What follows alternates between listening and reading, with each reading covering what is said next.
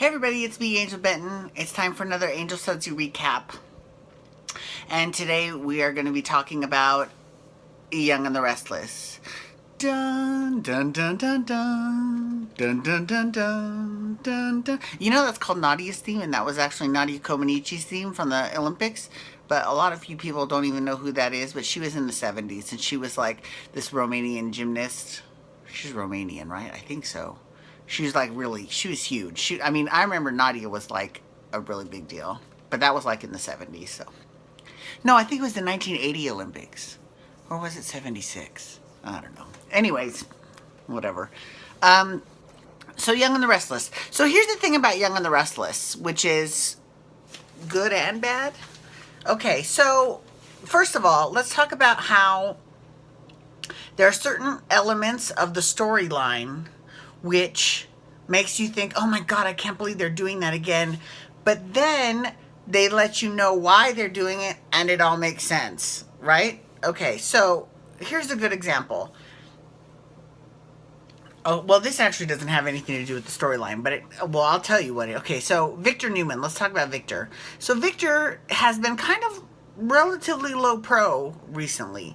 Now, I know that in real life, he's on a book tour, so he can't be handling a huge storyline while he's on his book tour, because he's got this autobiography out, Eric Braeden, called I'll Be Damned, and he talks a lot about it in Soap Opera Digest. I think it was last week or whatever, but it's really interesting. It's good stuff.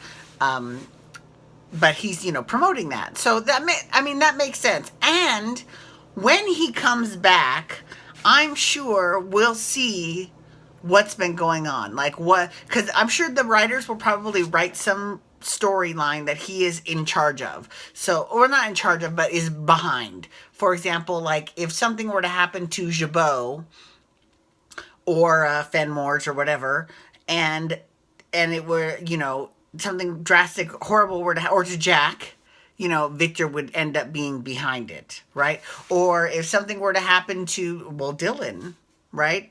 I mean, don't get me wrong. As of now, they look like they get along great, but I know that there's some tension between Victor and Dylan. So maybe he is behind the drug cartel that got Dylan put away, or not put away, but witness protection program. Who knows what it is, but we'll definitely see what Victor's been up to when the book tour is over. So we'll see how that works out.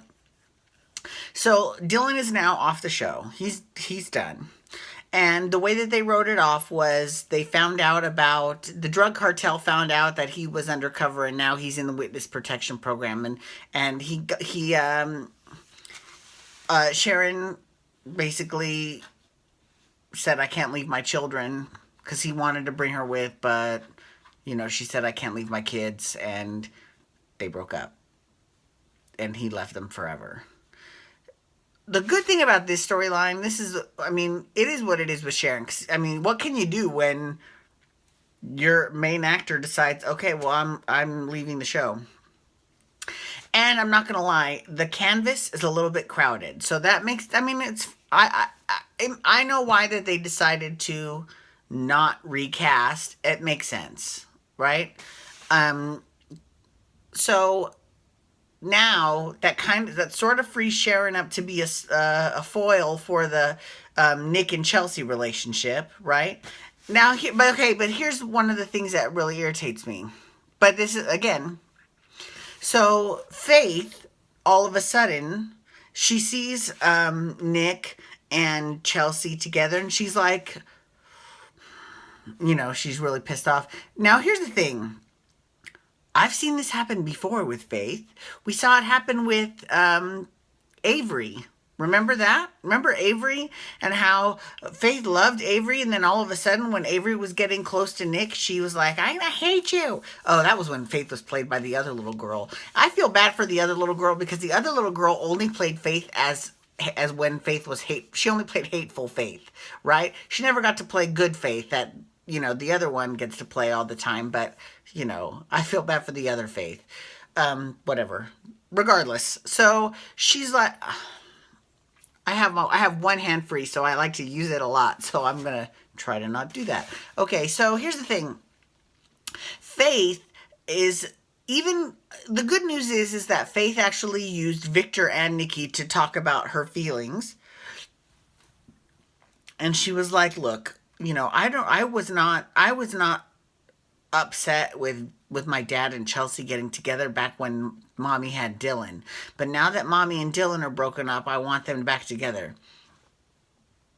That makes sense. That makes sense. I'm glad that they put that scene in there because that makes sense. Although here's one thing that doesn't make sense. Shouldn't Faith be older than Reed? I'm not quite sure when Faith was born and when Reed was born, but I'm pretty sure they're, if she's not older than Reed, shouldn't they be close to the same age? Because right now, with Reed is back and he's a teenager and all that, he's not anywhere close to Faith's age. He's like way older than Faith now. So that's one of those things where if you're gonna it's one of those times when if you're going to rapidly age a child of a soap opera family, which let's be real, that's how it happens in soaps all the time. They don't want to tell the stories of the kids between the ages of 10 and 15. They always, you know what I'm saying? Like they always do that. And whatever, that's part of the territory, right? But you've got to look at the other children on the canvas as well, especially on a show like Young and the Restless has a lot of kids.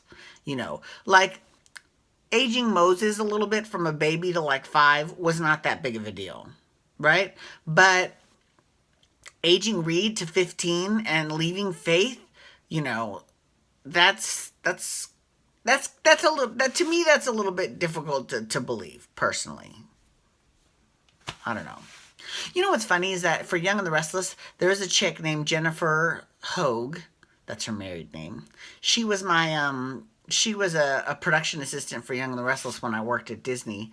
And she's incredible. She is an amazing director, too. I give her major snaps. So anyways, snaps to Jennifer Hogue. I haven't talked to her in close to 20 years, but it doesn't matter. I still love you. I love her. I love her husband, Bill. Shout out to Bill. Anyways. Sorry. God, these hands. Okay. So then let's talk about Kane. Kane has issues now because, well, actually, no. Before we talk about Kane, let's talk about Phyllis and Ashley and Ravi. They're in like a love triangle now. And I think that's great. I think that is awesome because it gets Phyllis away from the damn Newmans and Abbotts. And, we've got a love interest that's interested in Ashley that isn't interested in Abby, which is good and so what made Stitch kind of creepy. But having said that, Stitch is still on the canvas. So who's next on Stitch's, Stitch hooked up with, had that triangle with Ashley and Abby. And Stitch also hooked up with Victoria. Thank you. Katie. They thought he was Katie's dad. So it makes me wonder who's going to hook up with Stitch next? Who are they going to pair Stitch with? Maybe he could be a third for Chloe and Kevin and Stitch could do a triangle. Or maybe, Christine and Paul and Stitch. I mean, maybe Christine's got, I don't know. I'm just throwing names out there. I don't know. But because right now Stitch is not anchored and he doesn't have any storyline. So it makes me, nervous for his future on the show. And also he also got cast in some Netflix show.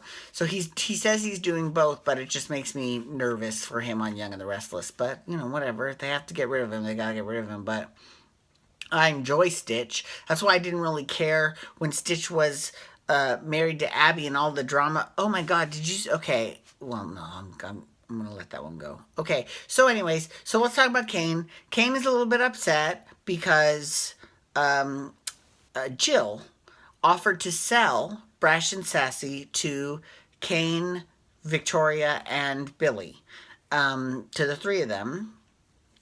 And Billy's not really interested, actually, in owning it. And Victoria offered to buy it outright on her own.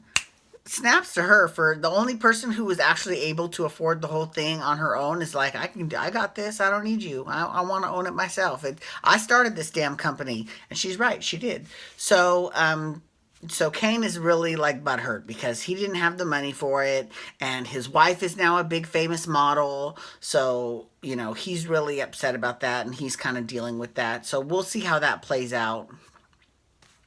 Anyways, thank you so much for logging on today. I do appreciate it. You can follow me on Twitter at Angel Benton, hashtag YR to talk Young and the Restless. You can also hashtag GH to talk General Hospital. And on the next Sudsy recap, I've got it's not a huge announcement, but I've got a semi-big announcement about General Hospital for the next one. So thank you so much for logging on today. I hope you all have a wonderful day.